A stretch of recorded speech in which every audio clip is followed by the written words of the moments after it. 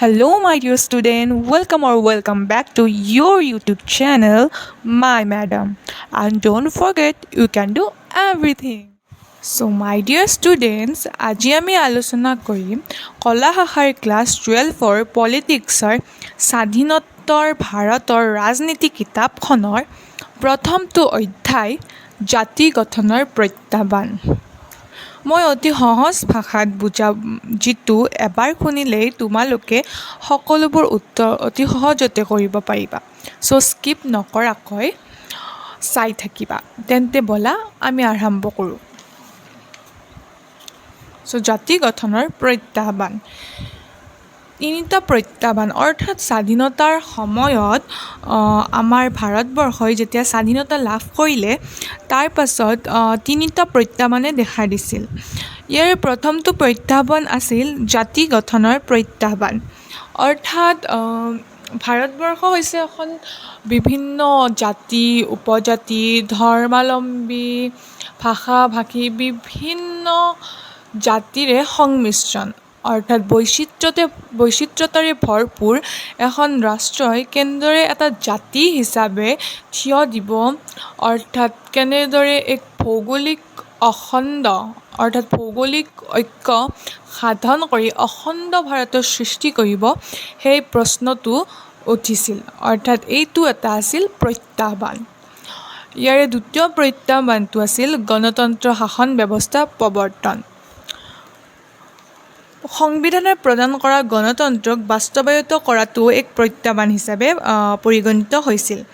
কাৰণ সংবিধানে প্ৰদান কৰা এই গণতন্ত্ৰ বা গোটেই সংবিধানখন স্বাধীনতাৰ পিছত জনগণৰ মনত বিশ্বাস সংবিধানখনৰ প্ৰতি বিশ্বাস আৰু আনুগত্য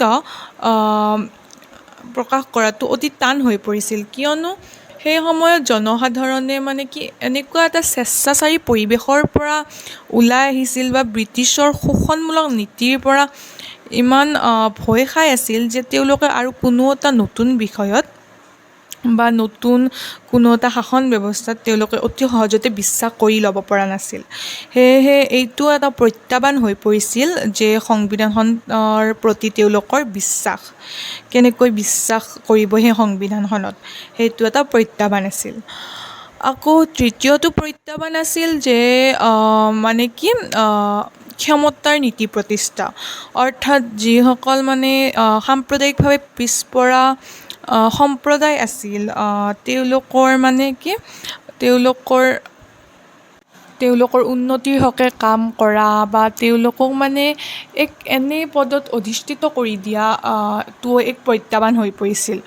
লগতে নিৰ্দেশাত্মক নীতি প্ৰয়োগ কৰা অৰ্থনৈতিকভাৱে উন্নতি সাধন কৰিবৰ বাবে বিভিন্ন নীতি আৰু লগতে দৰিদ্ৰতা দূৰীকৰণো এক প্ৰত্যাহ্বান হৈ পৰিছিল। কিয়নো যেতিয়া স্বাধীনতা হ'ল তেতিয়া স্বাধীনতা হোৱাৰ পিছত আমাৰ ইকনমিত বহুতো প্ৰভাৱ পৰিছিল।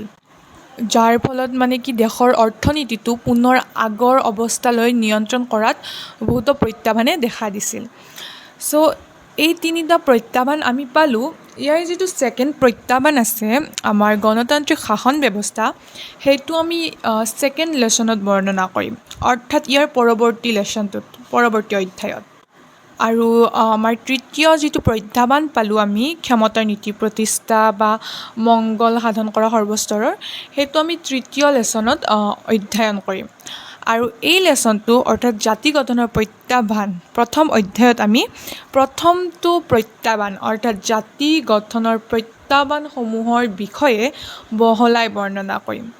মই চমুকৈ ক'লোঁ যে জাতি গঠনৰ প্ৰত্যাহ্বান কেনে আছিল বা কি আছিল, কিন্তু ইয়াৰ বিষয়ে আমি এতিয়া বৰ্ণনামূলকভাৱে পঢ়িম। চ' আমি এই প্ৰত্যাহ্বানসমূহৰ বিষয়ে জনাৰ আগতে বা ইয়াৰ পিছত কি হ'ল সেইসমূহ জনাৰ আগতে স্বাধীনতাৰ কিছু পল আগলৈ আমি যাব লাগিব। সেয়েহে আমি ইয়াৰ কিছু আগৰ পৰাই অধ্যয়ন কৰিম। চ' আহা আমি এতিয়া কিছু আগত যাওঁ। চ' যেতিয়া মুছলিম লীগ কি আছিল? মুছলিম লীগৰ মূল গুৰিধাৰতা আছিল আমাৰ মহম্মদ আলী জিন্না। মুছলিম লীগে দ্বিজাতি তত্ত্ব নামেৰে এটা সংস্থা তুমি ক'ব পাৰা বা দ্বিজাতি তত্ত্ব এটা নীতি ক'ব পাৰা। দ্বিজাতি তত্ত্ব নীতি যোগেদি তেওঁলোকে দাবী উদ্ভাৱন কৰিছিল যে মানে কি ভাৰতবৰ্ষত দুটা জাতি আছে বা দুটা ধৰ্ম আছে, এটা হিন্দু আৰু এটা মুছলমান। সেয়েহে তেওঁলোকে দাবী উদ্ভাৱন কৰিছিল যে তেওঁলোকক মুছলমানসকলৰ বাবে পাকিস্তান নামেৰে এখন পৃথক ৰাষ্ট্ৰ লাগে, অৰ্থাৎ ভাৰতবৰ্ষক বিভাগ কৰি হিন্দুস্তান আৰু পাকিস্তান নামেৰে নামাকৰণ কৰিব লাগে। মুছলিম লীগে মানে কি নিজৰ বাবে এখন পাকিস্তান তৈয়াৰ কৰাৰ মত সেইকাৰণে মানে কি পোষণ কৰিছিল, কিয়নো তেওঁলোকৰ মূল উদ্দেশ্যই হৈছে যে তেওঁলোকে মুছলমানসকলৰ স্বাৰ্থ ৰক্ষা কৰা। সেয়েহে তেওঁলোকক মুছলমানসকলৰ বাবে এখন পাকিস্তানৰ প্ৰয়োজন হৈছিল।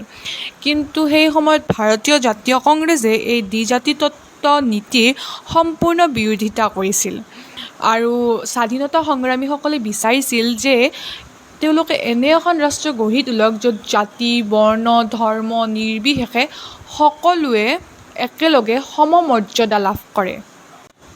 কিন্তু তেওঁলোকৰ এই কথাষাৰৰ আওকাণ দ্বিজাতি তত্ত্ব নীতিৰ ভিত্তিত ভাৰতবৰ্ষত দুভাগত বিভক্ত কৰিবলৈ তেওঁলোকে ডিচিশ্যন লয়।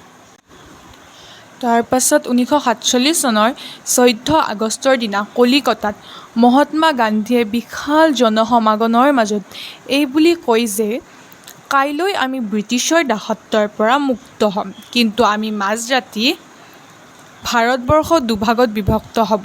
কাইলৈ দিনটো আমাৰ বাবে আনন্দৰ আৰু সুখৰ দিন হিচাপে পৰিগণিত হ'ব।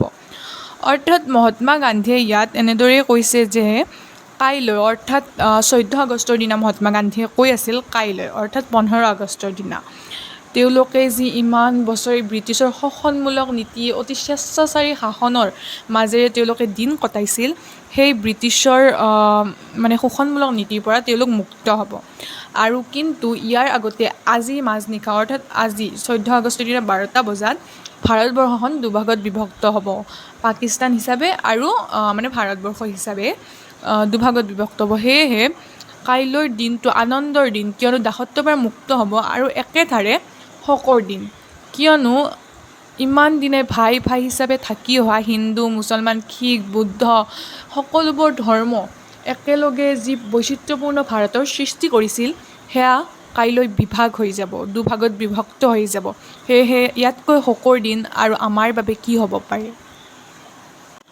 তাৰপিছত 14 আগষ্টৰ দিনা ৰাতি মানে কি 12টা নবজাতে 1947 চনৰ 14 আগষ্টৰ দিনা ভাৰতবৰ্ষ দুভাগত বিভক্ত হ'ল আৰু ৰাতি পাকিস্তানে স্বাধীনতা লাভ কৰিলে। আৰু 14 আগষ্টৰ দিনা 12 বজাৰ পিছত, অৰ্থাৎ 15 আগষ্টত ভাৰতবৰ্ষই স্বাধীনতা লাভ কৰিলে। সেয়েহে 14 আগষ্টৰ দিনা পাকিস্তানত স্বাধীনতা দিৱস পালন কৰা হয় আৰু হিন্দুস্তানত, অৰ্থাৎ ভাৰতবৰ্ষত 15 আগষ্টৰ দিনাহে স্বাধীনতা দিৱস পালন কৰা হয়। 15 আগষ্টৰ দিনা মাজৰাতি লালকিল্লাত স্বাধীন ভাৰতৰ প্ৰথম প্ৰধানমন্ত্ৰী জৱাহৰলাল নেহৰুৱে স্বপ্ন আৰু দিঠকৰ দোমোজাত, অৰ্থাৎ সপোন যেনো লাগিছে দিঠকো হৈছে, সেনেকুৱা এক মানে মাজৰ পৰিস্থিতিত তেওঁ ভাষণ দিয়ে। তেওঁৰ এই ভাষণটোক আমি ট্ৰাষ্ট উইথ ডেষ্টিনি বুলিও জানো, যিটো এক অতি বিখ্যাত ভাষণ। এই পৰিস্থিতি, এই সময়খিনি, এই চিটুৱেশ্যনটো ইমান গৌৰৱময় আছিল যে সকলোৰে চকুত এক গৌৰৱৰ চিন দেখা গৈছিল। কিন্তু আমি যেনেদৰে এতিয়া পঢ়ি আছোঁ বা যেনেদৰে মই তোমালোকক এক্সপ্লেইন কৰি আছোঁ, এই কামটো ইমানো সহজসাধ্য নাছিল। এইটো আমি ভাবিবও নোৱাৰোঁ, ইমান সেইখিনি সময়ত হত্যা, হিংসা, ইমান যে অত্যাচাৰ হৈছিল সেইখিনি সময়ত, সেইটো আমি ভাবিবও নোৱাৰোঁ। স্বাধীনতাৰ পিছত বা স্বাধীনতাৰ সময়ত মানে স্বাধীনতা সংগ্ৰামীসকলে সকলোৰে বেলেগ বেলেগ মত থাকে। এতিয়া তোমাৰ আৰু মোৰ মত বেলেগ বেলেগ, ঠিক সেইদৰে সহস্ৰ স্বাধীনতা সংগ্ৰামীৰো মত বেলেগ বেলেগ হয়। কিন্তু অধিকতৰ স্বাধীনতা সংগ্ৰামীয়ে দুটা কথাত একমত হৈছিল। ইয়াৰ প্ৰথমটো আছিল যে স্বাধীনতাৰ পিছত ভাৰতত গণতান্ত্ৰিক শাসন ব্যৱস্থা চলাটো, আৰু দ্বিতীয়টো আছিল যে গণতান্ত্ৰিক চৰকাৰে ভাৰতবাসীৰ কল্যাণৰ হকে কাম কৰা আৰু যিসকল দুখীয়া নিচলা বা সাম্প্ৰদায়িকভাৱে পিছপৰা সম্প্ৰদায় আছিল তেওঁলোকৰ সুৰক্ষাৰ হকে কাম কৰা। দেশ বিভাজনৰ পিছত আমি বিভিন্ন ধৰণৰ সমস্যাৰ সন্মুখীন হ'বলগীয়া হৈছিল। ইয়াৰে আমাৰ কিতাপত 4টা মূল সমস্যাৰ বিষয়েহে বৰ্ণনা কৰা হৈছে। ইয়াৰে প্ৰথম সমস্যাটো আছিল যে যেতিয়া মানে আমাৰ দেশ বিভাজিত হৈ আছিল তেতিয়া পাকিস্তানৰ সীমা নিৰ্ধাৰণ কৰোঁতে তেওঁলোকে দেখিছিল যে মুছলমান অধ্যুষিত অঞ্চল দুভাগত বিভক্ত হৈছে, অৰ্থাৎ ইণ্ডিয়াৰ যিখন মেপ আছে সেই ইণ্ডিয়াত পূব পিনে আৰু পশ্চিম পিনেহে মুছলমান অধ্যুষিত অঞ্চল আছে, মাজৰ পিনে নাই। আৰু সেই পূব আৰু পশ্চিম দিশক চামিলকৰণৰ কোনো উপায়েই নাছিল, কিয়নো দুয়োটা বিপৰীত দিশ, কেনেকৈ চামিল কৰিব, মাজৰখিনিতো নোহোৱা কৰিব নোৱাৰে ন অবভিয়াছলি। সেয়েহে তেওঁলোকে এইটো ডিচিশ্যন ল'লে যে পূব অংশটোক পূব পাকিস্তান নামেৰে জনা যাব আৰু পশ্চিম অংশটোক পশ্চিম পাকিস্তান নামেৰে জনা যাব। এইটো এক বিৰাট সমস্যা হিচাপে সেই সময়ত দেখা দিছিল, কিন্তু ইয়াৰো সমাধান পিছলৈ ওলাইছিল। তাৰপাছত আমাৰ দ্বিতীয়টো সমস্যা আছিল যে সকলো মানে মুছলমান অধ্যুষিত অঞ্চল বা সেই অঞ্চলত বসবাস কৰা যিসকল মুছলমান লোক আছে এইসকলে মানে কি পাকিস্তানৰ অন্তৰ্ভুক্ত হ'ব খোজাও নাছিল। তেওঁলোকৰ স্বাধীন হৈছিল, তেওঁলোকৰো নিজৰ ইচ্ছা আছে, নিজৰ অধিকাৰ আছে, কিন্তু তেওঁলোকক দমন কৰা হৈছিল। সেই উত্তৰ পশ্চিম সীমান্তৰ মানে কি নেতা খান আব্দুল গফুৰ খান, তেওঁ এই দ্বিজাতি তত্ত্বৰ বিৰোধিতা কৰিছিল, কিন্তু আওকাণ নকৰি তেওঁলোককো পাকিস্তানৰ অন্তৰ্ভুক্ত কৰা হৈছিল। আকৌ তৃতীয়টো সমস্যা আছিল বংগ আৰু পঞ্জাৱক কেন্দ্ৰ কৰি। যেতিয়া মানে আমাৰ পাকিস্তান আৰু ভাৰতবৰ্ষ ভাগ ভাগ হৈ আছিল তেতিয়া দেখা গৈছিল যে বংগ আৰু পঞ্জাৱত মুছলমান অধ্যুষিত অঞ্চল আছে যদিও অমুছলমানৰ সংখ্যাও আছে, অৰ্থাৎ তেওঁলোকে মানে এক দমোজাত পৰি গৈছিল, এক মানে বিপদত পৰিছিল যে এই বংগ আৰু পঞ্জাৱক পাকিস্তানৰ অন্তৰ্ভুক্ত কৰিব নে ভাৰতৰ অন্তৰ্ভুক্ত কৰিব। তাৰপিছত তেওঁলোকে মানে ভাবিলে যে জিলা হিচাপত বা তাতকৈ সৰু পৰ্যায়ত পঞ্জাৱ আৰু বংগক মানে কি নামাকৰণ কৰিব। কিন্তু 14 আৰু 15 আগষ্টৰ দিনা মানে যিদিনা ভাৰতবৰ্ষ স্বাধীন হ'ল তেতিয়াও পঞ্জাৱ আৰু বংগ কোনখন দেশৰ অন্তৰ্গত হ'ব সেইটো তেতিয়ালৈকে নিৰ্ধাৰিত হোৱা নাছিল। সেয়ে স্বাধীনতাৰ পিছতো পঞ্জাৱ আৰু বংগৰ মানুহে ধৰিব পৰা নাছিল যে তেওঁলোক পাকিস্তানৰ অধিবাসী নে ভাৰতৰ বাসিন্দা। আৰু এই সমস্যাটো আছিল এক গুৰুত্বপূৰ্ণ সমস্যা। আকৌ আমাৰ চতুৰ্থ সমস্যাটো হৈছে যে মানে যেতিয়া মানে কি পাকিস্তানত মুছলমানসকল গুচি গ'ল আৰু মানে ইণ্ডিয়াত অৰ্থাৎ ভাৰতবৰ্ষত হিন্দুসকল থাকিল, তেতিয়া মানে কি দুয়োখন দেশতে সংখ্যালঘু হৈ পৰিল। অবভিয়াছলি যেতিয়া এখন দেশত আমাৰ 100জন মানুহ আমাৰ স্কুলত আছে, যেতিয়া আমাৰ কাষৰ স্কুলখনত ধৰি লোৱা 100জন মানুহৰ 50%হে গুচি গ'ল, তেতিয়া দুয়োখন স্কুলতে অকণমানহে থাকিব ন, সংখ্যালঘু হৈ যাব। ঠিক তেনেদৰে পাকিস্তান আৰু ভাৰতত সংখ্যালঘুৱে দেখা দিলে, লগতে দুয়োখন দেশ আক্ৰমণৰ লক্ষ্য হৈ পৰিল, কিয়নো যেতিয়া মানে বিভাজন হ'ল তেতিয়া বহুতো মানে কি হত্যা হিংসাই দেখা দিছিল।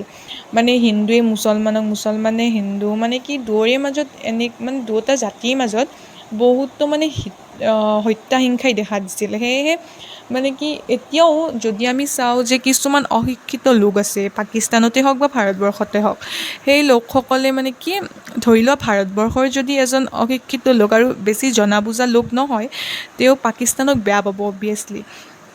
কিন্তু লাহে লাহে এইটো উঠিছে, এতিয়া পাকিস্তান আৰু ভাৰতবৰ্ষ মোটামুটি মিলিছে, কিন্তু কিছুমান এতিয়াও এনে লোক আছে যিয়ে পাকিস্তান বেয়া পায় বা পাকিস্তানে হিন্দুস্তান বেয়া পায়।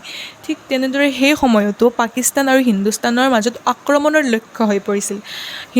ইজনে সিজনক, এখন দেশে সেইখন দেশক মাৰিবলৈ লৈছিল, বিভিন্ন অত্যাচাৰ, ধৰ্মৰ নামত এনে অত্যাচাৰ চলিছিল মানে আমি ভাবিবও নোৱাৰোঁ সেইটো পৰ্যায়ত। ইমান মানে ইয়াত চিত্ৰ দিছে যদিও সেই চিত্ৰই মানে আচল দৃশ্যবোৰৰ লগত তুলনাই কৰিব নোৱাৰি।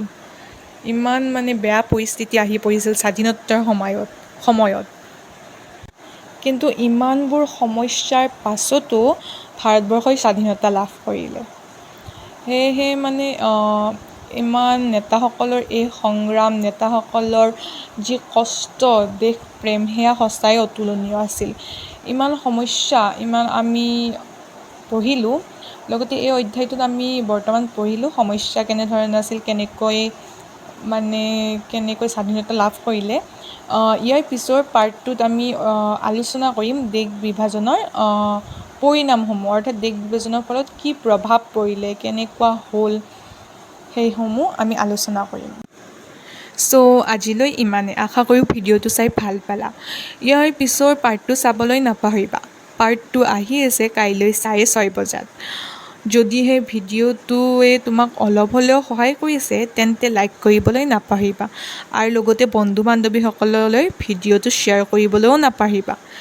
আৰু এইটোও নাপাহৰিবা যে এভৰিৱান ইজ জিনিয়াছ।